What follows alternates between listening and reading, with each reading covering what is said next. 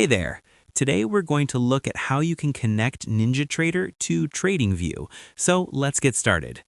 First, make sure you have your TradingView chart open and your NinjaTrader login details ready.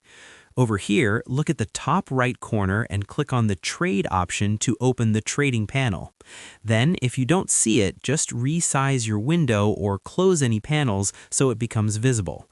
After that, use the search bar in the trading panel and type NinjaTrader. Now select the official NinjaTrader option from the list. Then click on Connect to start linking your account.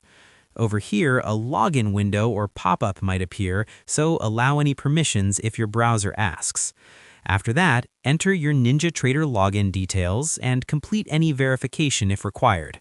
Then, once everything is verified, your account will be connected automatically. Over here, you should now see a confirmation, like your account name or a green indicator in the panel. And yeah, that's pretty much it. And that wraps it up. I appreciate you watching. See you in the next.